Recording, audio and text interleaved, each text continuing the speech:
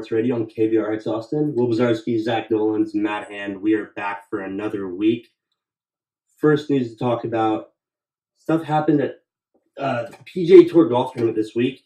13th hole on Sunday, Tiger Woods was in his backswing for a birdie putt, and you heard a fan yell, "Get in the hole."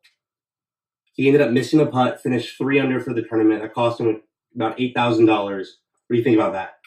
I hate that. I hate the idea in general of just people yelling in the backswing, people yelling after shots. There's no point to it. I really think the whole point of golf, it's a very civil game. There's no point in yelling and screaming after shots. I hate the whole idea in general. Specifically hated that it cost him a shot. Could have messed with his entire game. Could have cost him more money. I think it ruins the integrity of the game, especially. Instances like that can cost people tournaments, money, FedEx points. Yeah. It doesn't make any sense to me why fans have to scream. I get the Waste Management Open, which is this week, and I understand that because that 16th hole is so vibrant and strong and loud, but they know when to cheer. This guy should have known as well. Yeah, especially with Tiger Woods, one of the best golfer of all time. You got to be smart about it, even if you're trying to say it after, if you're trying to scream after he hits it. Just don't do it. As simple as that. I don't know. I really hate that he did it, but let's move on. So we have some news from the NFL. Big news, breaking news. Alex Smith to the Redskins. Yeah, it's a big move. Smith traded to the Redskins last night. Full details of the trade include cornerback Kendall Fuller and a third-round pick. DJ Swearinger, not too happy with that. Yeah, so this trade, there's a lot to look at, a lot of different angles to look at this from. I think that the biggest winner of this trade is easily the Kansas City Chiefs. I think they won this trade. They moved up in the draft last year to the 10th pick to draft Patrick Mahomes, who they want to be their future quarterback. He's their guy. They're already looking past Alex Smith. Alex Smith has only won one playoff game. Chiefs making the playoffs year after year with him, but he can't win the playoffs. It was time for them to move on. His contract was expiring anyways. They got Kendall Fuller, like you said. He's a rising cornerback. He has a lot of potential. I think he's very good. I think he's going to fill a hole for them on the Kansas City defense, and a third-round pick. They can do a lot with that. So I think overall the winner of this trade was definitely the Kansas City Chiefs. Yeah, 4-year deal, $23.5 per year, $71 million guaranteed. Guaranteed isn't always guaranteed. You're not really sure until that pin is signed. When the next calendar year, the football season begins. Let's think about it. What is going to happen with the Redskins? You have Kirk Cousins. Well, Kirk Cousins, I don't see being on the team much longer after this. I don't see why he would want to fight for a spot when he knows that he could probably make a lot more money elsewhere. He put in a franchise tag for the Redskins the past 2 years, so he pretty much has the ability to go sign anywhere right now, knowing that the Redskins just gave Alex Smith, it was either the third or fourth largest deal for a QB in history. So I don't know why Kirk Cousins would want to stay there at this point. He's definitely a lot of suitors that are coming after him. Yeah, there are. And if you look at what's going to happen to Kirk Cousins is a real question. We look at it, we can say, my biggest prediction, I think he's going to the Broncos. One reason why. Elway develops quarterbacks, especially veteran ones. Look at Peyton Manning wanting to go to the Broncos after his neck injury with the Colts. I see the same scenario, him going to the Broncos. You? I think, personally, call me crazy, but he's going to the Cleveland Browns. The Cleveland Browns have the second most amount of cap space in the NFL, only behind the 49ers, who don't need him because obviously Garoppolo, we talked about in past weeks, and we know how badly the Browns need a quarterback. We know that they're probably going to get the number one pick in the draft again next year, right? I think that if they can get this franchise quarterback right now, Kirk Cousins, instead of keep drafting them because they keep drafting these quarterbacks and they don't turn out. I was going to agree with you. I was going to say they can't develop quarterbacks. There's something wrong with their system. They need a veteran quarterback right now to lead. They can use Kirk Cousins. They have the number one pick in the draft again because they went 0-16.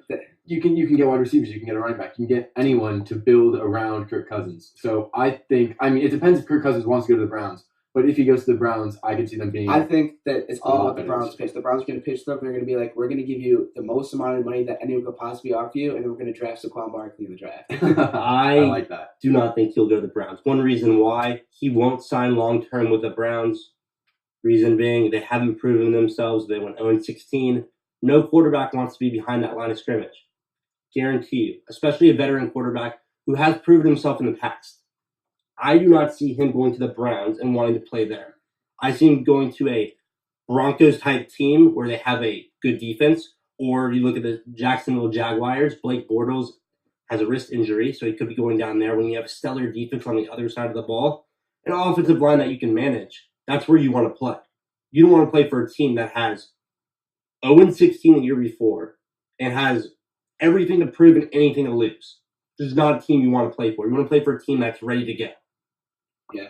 There's a lot of teams that are looking for quarterbacks right now, so definitely see him to land somewhere and get a lot of money. And going off of that, we were talking about the Vikings last week with their 3 quarterbacks, and one of them isn't going to be able to stay on the team. They just don't have the room for 3 quarterbacks, and which means that now that Kirk Cousins is like on the table for any team to pick, there's a Vikings QB now who should be getting a lot of money who won't be getting as much because there are other QBs. Well, you can see that the Jets have $100 million in cap space. You have the Cardinals, who just had Carson Palmer retire. So those are some 2 big market teams that are now up for the running.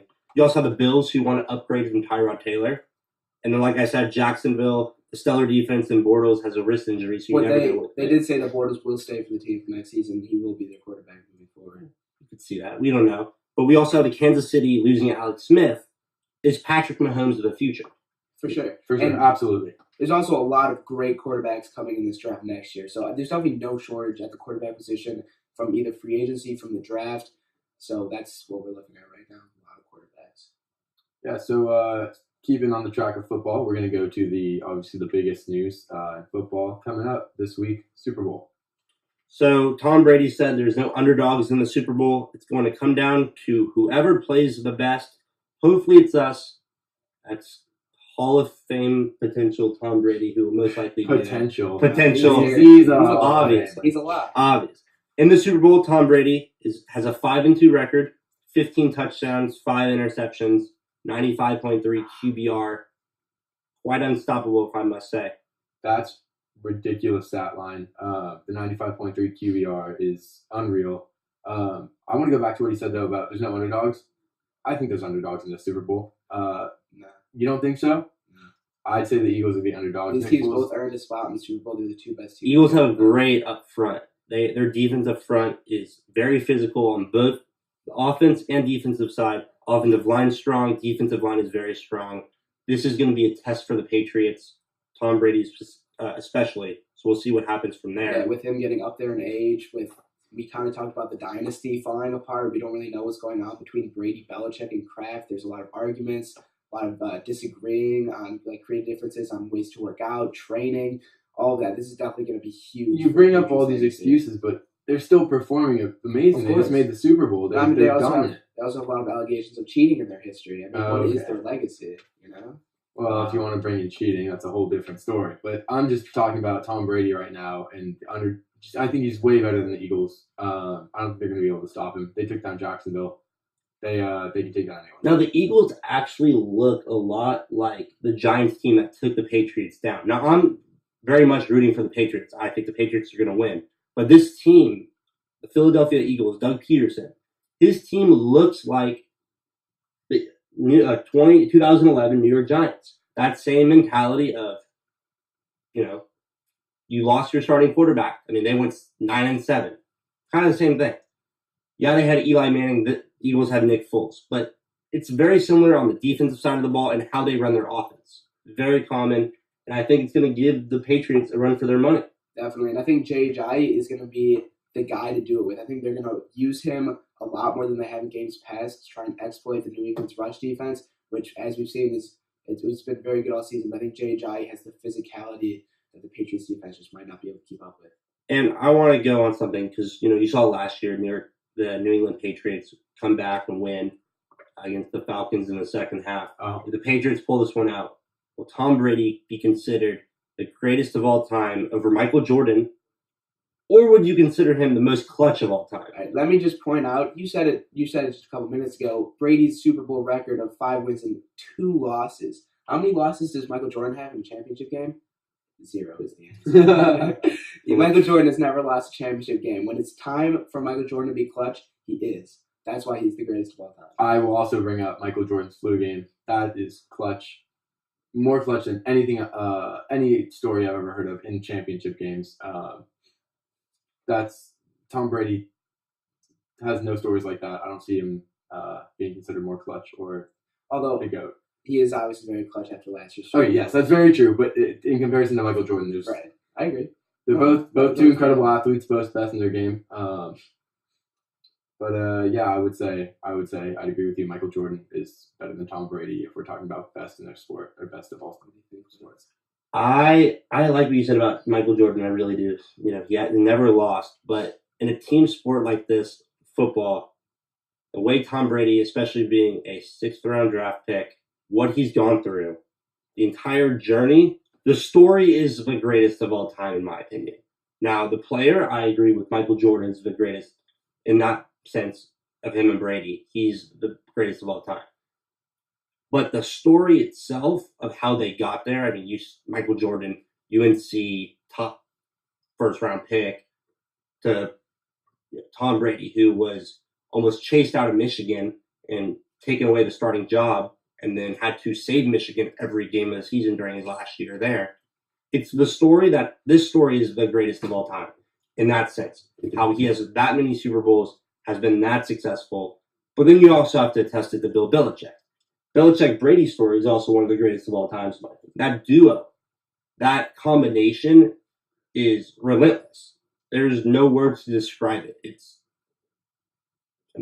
You see the stat line. It's incredible. I mean, yeah, I'd agree with that. That's kind of like an underdog story, I guess, Right. for Tom Brady, if you want to say that. But it depends on how you look at this whole argument. There's lots of different ways to debate this. But I think we've touched on most of the topics. If you want to move on, we can go to. We have a question.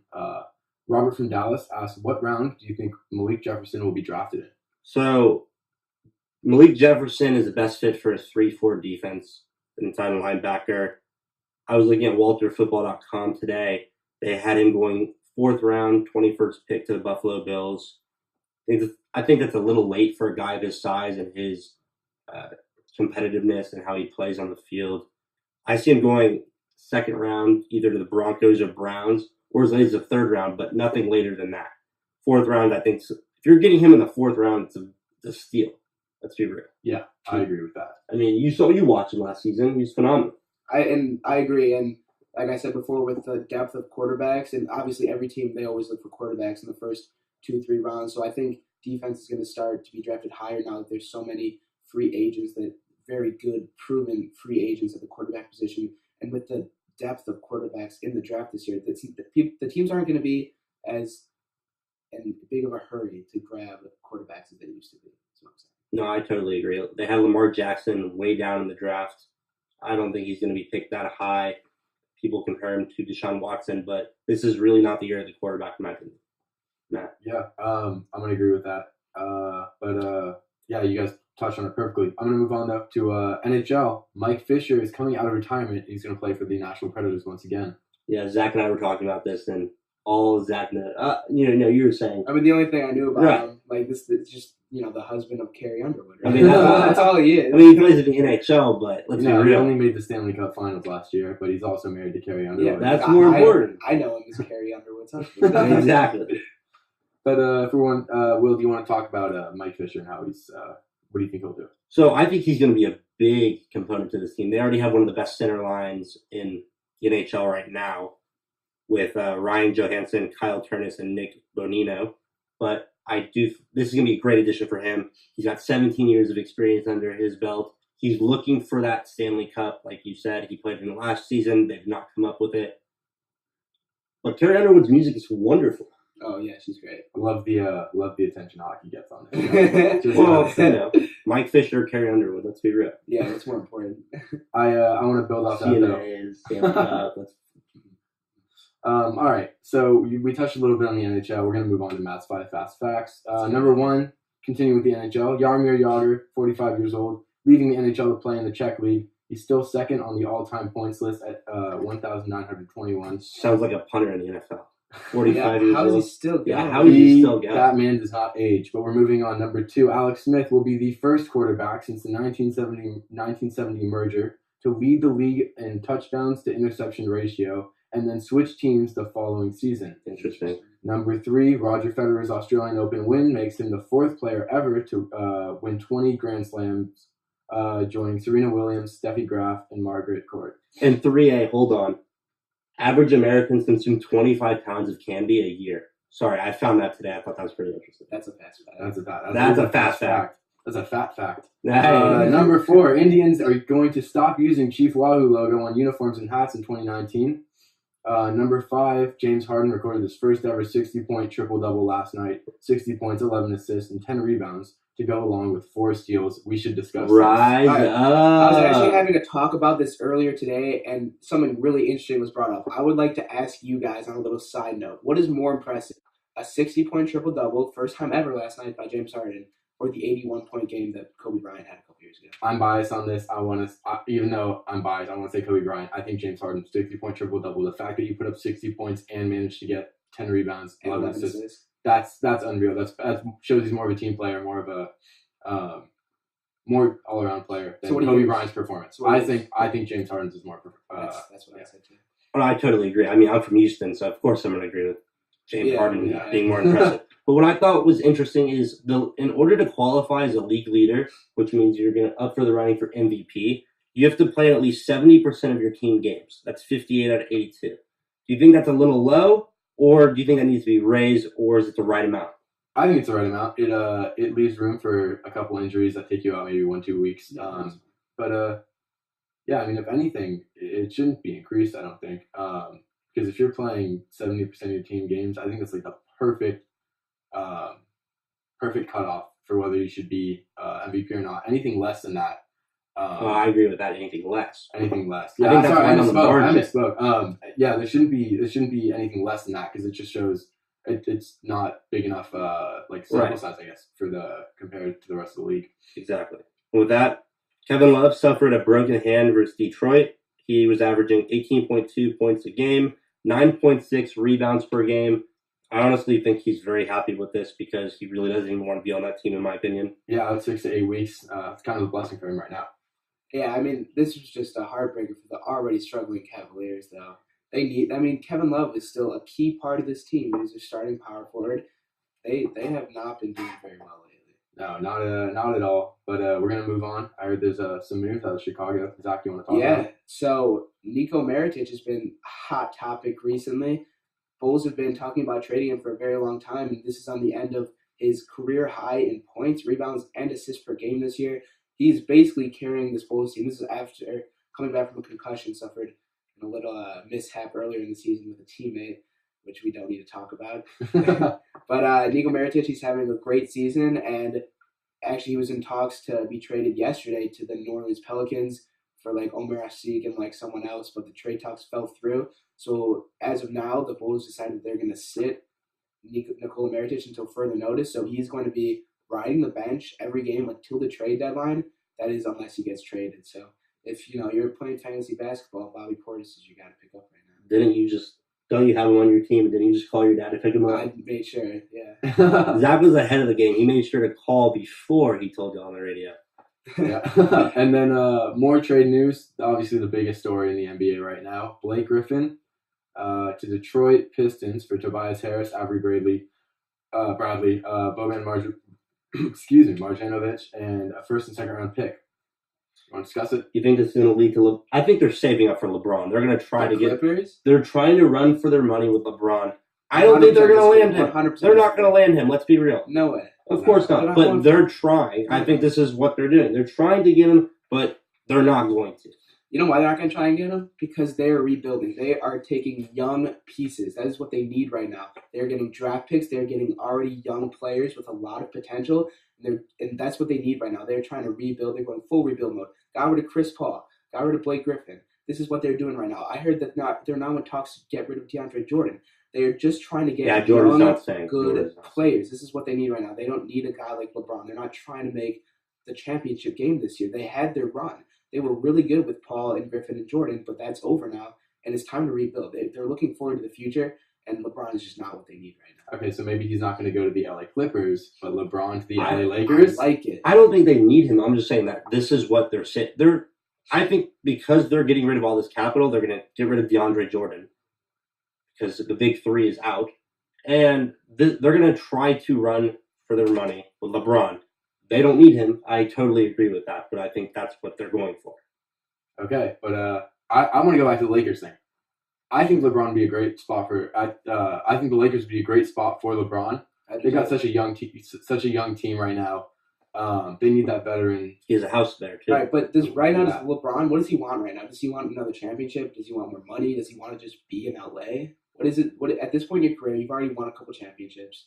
I think you want to keep winning. I think you want to establish. If you're LeBron, you want to establish that you're the GOAT. Yeah. So I think he wants to win more championships. But then you're not going to go to the Lakers. I think that You're if going he to go to goes the to the Spurs Lakers, or the Rockets. That would be interesting. Daryl Morey bringing in LeBron to the Rockets. Be an interesting move. I wonder who he'd have to give up. Oh, they'd have to get rid of a lot of bench players and a lot of role players for sure. With that, they win a championship for sure. Yeah, let's move on to tonight's match or this weekend's matchup. College game day is headed to Austin. Third time ever. First time since September 19th, 2009. This is all sports, by the way, not just basketball. But the last time for basketball was February 21st. Back in that year when they knocked off number 2 Oklahoma. Guess who was on that team? Blake Griffin. Blake Griffin, that's correct. Blake Griffin scored 2 points in that game. He averaged 20. That was due to a first half concussion he suffered. They now have Trae Young, who is like Blake Griffin but smaller. I was reading the other day. It was Bill Self, the head coach for the Kansas Jayhawks. He said that Trae Young reminds him of a young Stephen Curry, not just with the way he plays, but his mentality on and off the court, the way that he handles himself. He thinks that he is the next Steph Curry, and it is not far from it. Solid. Yeah. So. But more Texas basketball. Let's move. Yeah, let's talk about tonight. This is the night that matters. This One game at a time. Texas at Texas Tech tonight. Previous matchup, UT upset Tech 67-58. We were in attendance for that game. Yes, we were right after the show. Matt got front row. Matt got front row. You're on TV yelling. But Tech is currently ranked number 10, boasting a 17-4 record. Texas is 14-7, coming off a very impressive performance against SEC Ole Miss. Bamba, 25 points, 15 rebounds, added 4 blocks to that. However, Tech is 13-0 at home this season, undefeated. What's y'all's thought? I think we're going to win. Mo Bamba looks so hot right now. His defense is ridiculous. He had 4 blocks last time against Ole Miss. I think against Tech, he also had 3 blocks and like a steal or something. I want to say 1 steal or no steal. Regardless, he had 3 blocks. He was dominant. He was throwing down crazy dunks. He looks so hot right now. Dylan Osikowski is ridiculous. Really, that's a big transfer. That was a big transfer. The team looks really good. Everyone's clicking right now. And I think we're gonna take down Tech again. I agree because what I noticed at the last game is that this Texas Longhorns team is a completely different team with and without Mo Bamba on the court. You saw Texas Tech specifically; they're not a very big team, and they can't drive on a guy like Mo Bamba. Not many people can. But what I was watching is every time Texas Tech would try to go to the lane, Bamba was there. He had his hands up, and they would just pass out. And that's all we need. It's just a different mentality when he's on the court, too. It's kind of a comparison to Russell Westbrook last season. When he was on the court, they were excellent. When he was off the court, they were terrible. It's that same mentality. Now, it's not the same caliber of players, but you look at it, same idea. When he's on the court, they're solid. When he's off the court, they're not. Right? And I think it just comes down to, obviously, Jericho Sims comes in always to replace him. Jericho Sims is a great player, but he doesn't have that spirit to him that Mo Bamba has. That when he gets on the court, Mo Bamba just gets everyone hyped up. He gets everyone riled. Everyone's really excited to watch him. Jericho Sims isn't slamming dunks from every part of the court. He's not blocking everything. He's just kind of there as like I don't even know how to say it. He's just like a very average player. Mo Bamba is just like an elite player. So there's that difference between Sims and Bamba that really separates the two. 100%. Yeah. They just got to shoot their shots. Don't play Texas Tech basketball. Play their own basketball, and they'll be successful tonight. With that, we have one last question. What do we have, Matt? All right. Herb from San Antonio. He asked, if Texas men's basketball team goes 5-5 in the second half of the Big 12, will or should they make the tournament? So we're 14-7, like I said right now. If we ended up going 5-5, that'd be 19-12. You have a remaining schedule at home against West Virginia, Oklahoma State, Oklahoma, Kansas State, and Baylor. You have away games against Kansas State, Oklahoma, Kansas, Texas Tech, and TCU. In order to make the tournament or to be considered for the tournament, you can't go 5-5 right now. You have to finish with a winning record in the Big 12.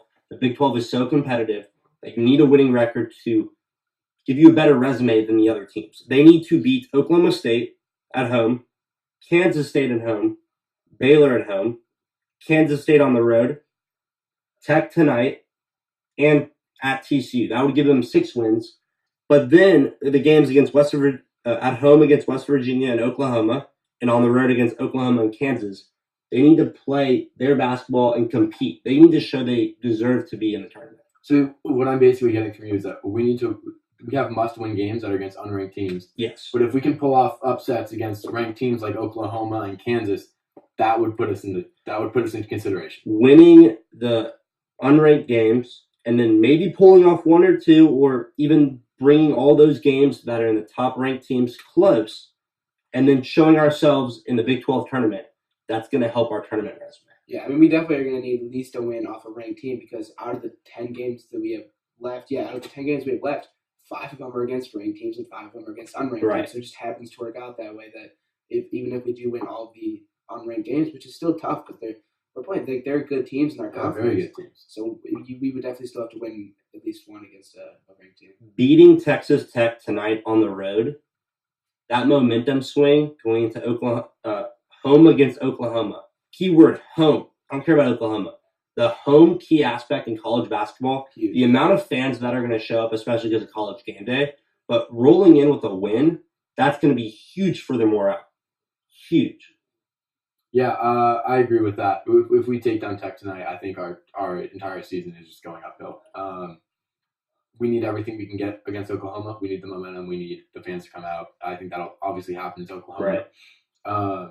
Yeah, we'll come out for sure. I think we'll all be there. Absolutely. I'll be in attendance. With that, we want to make sure you visit BazarSportsRadio.com to listen to our previous shows, learn more about the team. Matt, Zach, and I ask questions. Again, BazarSportsRadio.com. Will Bazarski, Matt Hand, Zach Dolans. See you next week. On the field, come on, hook 'em horns. I know you will. And I've seen Vince Young run for the roses. Watch Ricky and Earl strike them